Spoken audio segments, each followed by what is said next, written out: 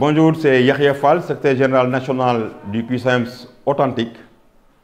Donc, je viens aujourd'hui vous faire le compte-rendu des rencontres que nous avons tenues dans le cadre de l'élaboration du pacte national de stabilité sociale pour une croissance inclusive et durable. Alors, au début, il y a eu des incompréhensions, il y a eu un peu ce qu'on appelle le boycott du G7, qui est dû à quoi? À la non-convocation des syndicats les plus représentatifs du secteur de l'éducation et de la formation. Et nous avons pris nos responsabilités pour dire au gouvernement que ce pacte que vous élaborez sans les enseignants, les syndicats les plus représentatifs, ne saurait être reconnu par le secteur de l'éducation et de la formation. C'est pour cela que le ministère du Travail a reconnu ses erreurs et a convoqué les syndicats du G7 au niveau des résidences Mamoun du 7 au 10 pour réfléchir en ce qui concerne le secteur de l'éducation et de la formation. Et durant ces ateliers de formation, nous avons mis dans le panier un certain nombre de points qui vraiment constituent des points vraiment très importants pour vraiment régler le problème du secteur de l'éducation et de la formation. Nous avons adressé au gouvernement des questions liées à la digitalisation des actes, au parachèvement de l'immatriculation des PC et des MC à l'IPRES, au relèvement du budget du préscolaire, à l'accès à l'imputation pour les enseignants décisionnaires. Donc pour les décisionnaires, nous avons demandé à l'État d'aller vers la signature rapide des deux décrets, le décret 74-347 et le décret 2006-392, et aussi à revoir le système de retraite. Et sur le plan des statuts et de la carrière, et d'aller vers vraiment la formation des PC endurcis, la formation des chargés de cours, la formation des professeurs de philosophie détenteurs de diplômes de sociologie, mais aussi l'organisation annuelle des passerelles professionnelles pour permettre à nos camarades de pouvoir vraiment bénéficier d'une promotion dans leur carrière. Et je précise que les passerelles professionnelles n'étaient pas au concours en réalité. Les passerelles professionnelles ont été créées dans le but de promouvoir vraiment l'accès à un autre corps des enseignants chevronnés qui ont fait 10 ans dans les établissements comme les collèges, de valoriser leurs acquis de l'expérience. Donc par simple inspection, ces vaillants soldats qui ont fait leur preuve dans le moyen peuvent vraiment prétendre à accéder au secondaire. C'était ça, mais ce n'était pas des concours. Nous avons adressé la question de la rémunération. Donc, pour vraiment la réforme du système de rémunération et aussi l'arrêt de la surimposition sur le rappel ainsi que le paiement de la dette due aux enseignants. Donc, nous avons vu et aussi le respect des accords, de tous les accords, notamment dans le domaine de l'habitat social avec le règlement de tous les protocoles par rapport à l'habitat et aussi l'attribution de parcelles aux syndicats non attributaires. À ces questions adressées au gouvernement, le gouvernement a pris des engagements. Les engagements pris en ce qui concerne la question des décisionnaires, qui est une question vraiment douloureuse à notre avis, le gouvernement s'est engagé à signer dans les plus brefs délais les décrets 74-347 du 12 avril 1974, modifié, qui va permettre vraiment aux enseignants non fonctionnaires et aux fonctionnaires d'avancer de la même manière. Et plus encore, ce décret va permettre aux enseignants qui sont victimes vraiment de ce décret-là de pouvoir déposer leur dossier et de pouvoir bénéficier de la précaution de 40% comme les fonctionnaires. Le deuxième décret, c'est le décret 2006-392. Ce décret va permettre aux enseignants qui avaient eu le diplôme à l'âge de 34 ans, donc à moins de 35 ans, ça va leur permettre vraiment de les reclasser dans le corps des fonctionnaires. Mais la question des décisionnaires ne se limite pas à cela. Nous avons demandé au gouvernement de régler le problème de la retraite et le problème des pensions dans sa globalité.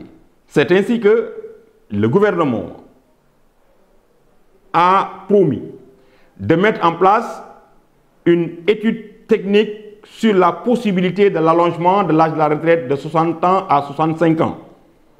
Ensuite, a pris un engagement pour revaloriser les pensions de retraite et aussi a étudié la possibilité de reverser les agents non fonctionnaires de l'IPRES vers le Fonds national de retraite, avec comme conséquence une augmentation substantielle des cotisations des décisionnaires et une augmentation substantielle aussi des cotisations des fonctions de l'État, ce qui va permettre d'améliorer considérablement la pension de retraite, parce que ces décisionnaires aujourd'hui perçoivent des pensions qui tournent autour de 60 ou 70 10 000 francs. Et ils vont à la retraite avec un salaire de 700 000 et ils se retrouvent avec 60 000 ou 70 000. C'est une question extrêmement douloureuse et qui mérite d'être traitée. Donc, pour la question des décisionnaires, le gouvernement a promis la signature imminente des décrets, la refonte du FNR pour créer une caisse autonome des retraites et aussi l'allongement de l'âge de la retraite et la revalorisation des pensions de retraite. Ce qui va permettre d'améliorer considérablement cette question des décisionnaires. Et il n'y aura plus de décisionnaires, mais de fait, on va vers la suppression pure et simple du corps des décisionnaires. Sur la question des rémunérations, et c'est une question vraiment qui est essentielle, parce que nous, enseignants, nous sommes les seuls à être vraiment marginalisés dans le système de rémunération des agents de l'État. Or, la loi stipule que, à hiérarchie et grade égale, traitement salarial égal. On ne demande pas les mêmes salaires, mais il y a certaines rubriques sur lesquelles on doit avoir le même traitement selon la hiérarchie et selon les grades. Et le gouvernement a promis de mener une étude. Une étude d'après monsieur le ministre de la fonction publique, monsieur Olivier Boucal, qui nous a dit que d'ici juin 2025, cette étude va permettre à l'État de mettre en place une rémunération juste et équitable. Parce que, selon ses dires, c'est une volonté du gouvernement lui-même qui veut vraiment favoriser l'employabilité et aussi l'exploitation optimale des compétences de l'administration. Je vous donne un exemple. Quelqu'un qui se trouve au ministère des Finances, si vous avez besoin de ces compétences au ministère de l'Éducation nationale, il ne va pas venir. Parce que les avantages financiers qu'il a au niveau du ministère des Finances sont tellement importants. Maintenant, s'il y a une équité salariale, donc il peut y avoir des mouvements selon les compétences d'un ministère à un autre. Et il dit que c'est une volonté de l'État. Nous, quoi qu'il advienne, ce que nous demandons, c'est vraiment d'adresser cette question-là qui va redonner à l'enseignant sa dignité et sa place.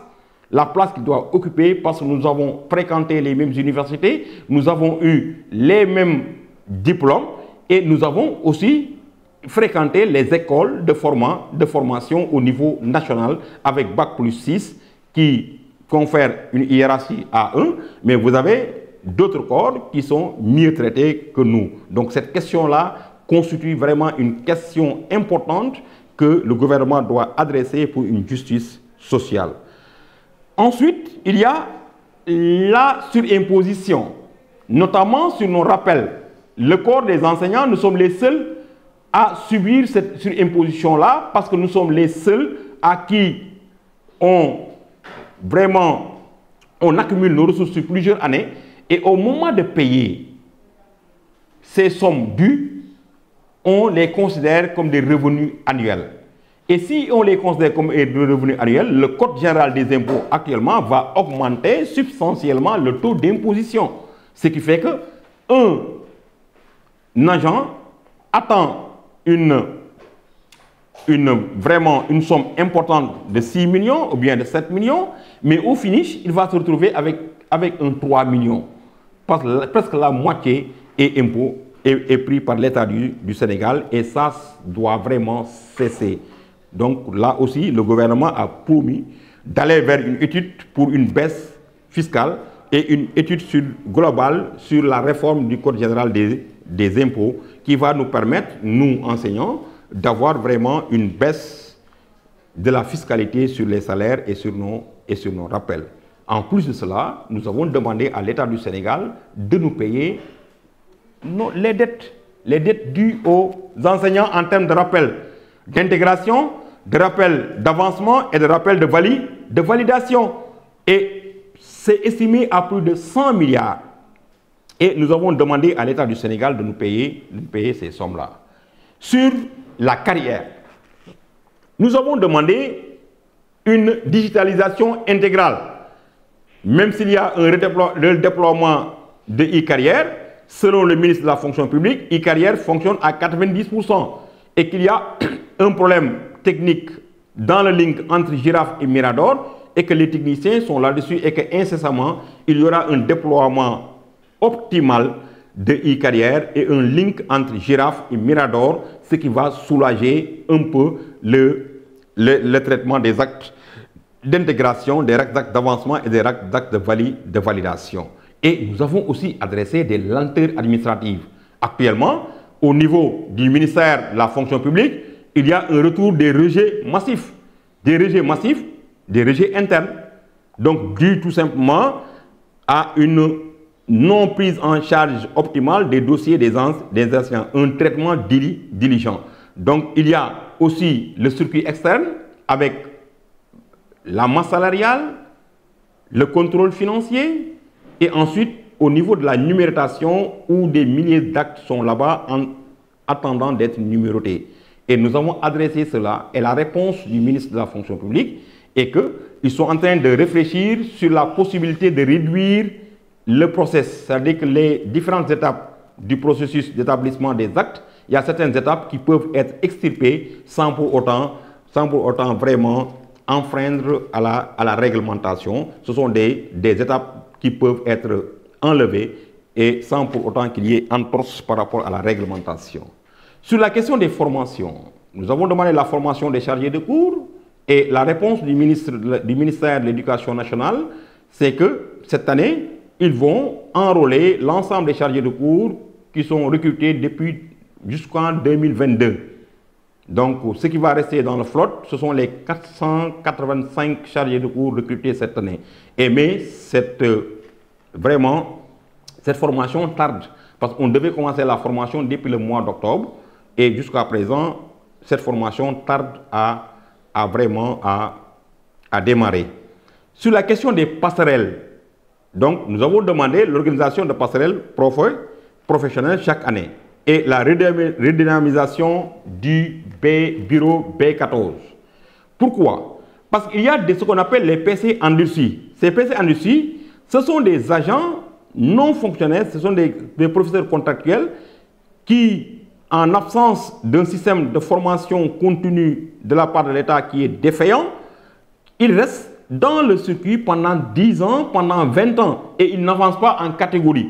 Alors, en attendant que ces PC et ces MC soient formés, il faut redynamiser le bureau B14 pour la tenue des commissions d'avancement des professeurs contractuels et des maîtres contractuels. Et nous avons vraiment l'assurance du ministère de la fonction publique pour la redynamisation cette année, en 2025, de cette commission du B14 qui va permettre à nos camarades d'avancer normalement, ainsi que le reversement des MEPS et la formation de tous les MEPS en une seule fois au niveau du CNEPS de Thiès. Voilà l'économie des questions importantes qui nous paraissent vraiment essentielles pour la stabilité du système de l'éducation et de la formation. Donc ces points essentiels sont la question des décisionnaires avec la signature imminente selon le gouvernement des décrets. Ensuite, la refonte du système des retraites avec le reversement des décisionnaires de l'IPRES vers le FNR, avec comme conséquence une augmentation substantielle des cotisations des décisionnaires et des cotisations de l'État, ce qui permet d'améliorer considérablement les pensions de retraite. Et sur l'autre levier, le gouvernement promet une étude sur la possibilité d'allonger de 5 ans l'âge de la retraite, c'est-à-dire de 60 ans à 65 ans, et la promesse ferme du gouvernement de revaloriser les pensions de retraite. Ça, c'est sur la première question. Sur la deuxième question, nous avons adressé le système de rémunération qui va donner à l'enseignant la place qu'il mérite dans cette société, notamment en termes de traitement salarial. La loi stipule que les fonctionnaires à hiérarchie égale doivent avoir un traitement égal. Nous ne demandons pas le même salaire parce qu'il y a une différence entre les indemnités liées à la fonction. Mais ce que nous demandons, c'est une équité salariale.